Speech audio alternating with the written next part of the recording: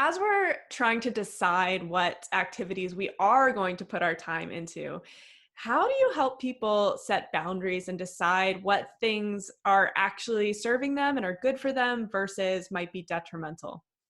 Yeah, you know what? Boundary setting is a tricky topic, but mainly only because it's so personal, Mm. right? I like to think of boundaries as like almost this invisible shield that can move closer or farther from you, depending on your comfort level, ultimately, right? But also your state of mind that day, that hour, your energy, all sorts of things, right? Um, Ultimately, boundaries give us a sense of agency over our physical space, our body, and our feelings. But we all have limits. And it wouldn't surprise me in the slightest, right, if these limits were showing themselves in new ways right now. We're living in a new situation, so this makes sense. You may have been really good at knowing your boundaries before, right? But that might not be so true anymore if things are unpredictable, and we're now navigating this whole new way of life. And for that reason, maybe something that you thought wouldn't cross your boundary before suddenly is, and that's Mm. okay. So I have a number of suggestions on how to maybe know if your boundaries are being crossed right now, and then also in how to work with that. What do we do with that knowledge? So one of the things that I like to do is when you're doing an activity, either during, sorry, or after the activity, check in with yourself. Some questions that you might be able to ask are, how am I feeling right now? Do I enjoy the way that I'm feeling? Does this feel nourishing or does this feel more depleting?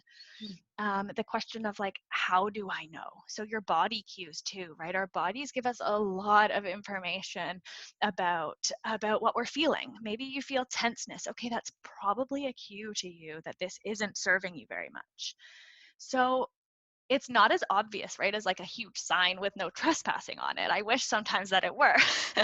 But it's really important to look at your boundaries both insofar as how you set them for yourself, but also how you set them with others.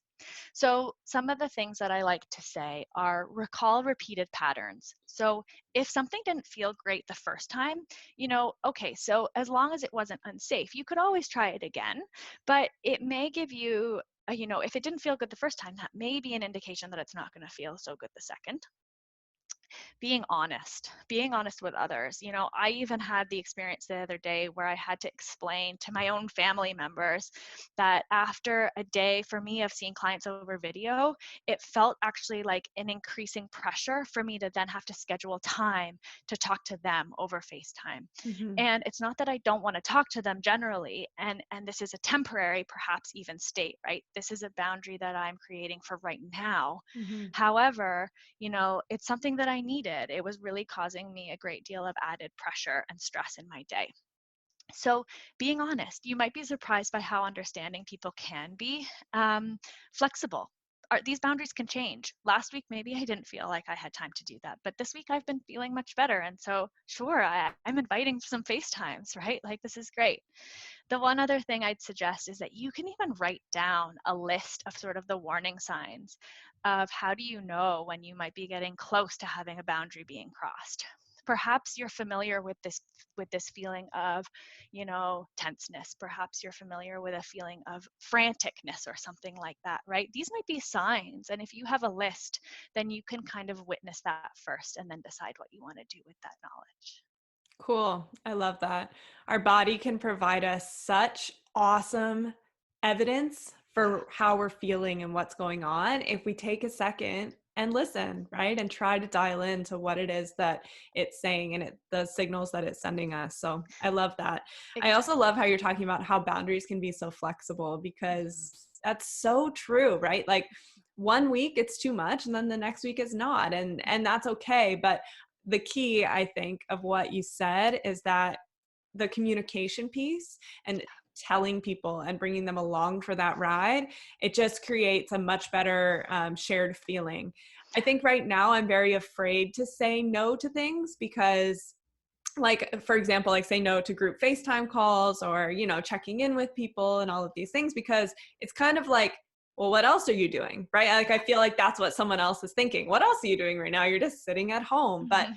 in reality, that's still pressure, and it's still like something I have to show up for in a certain way with a certain energy.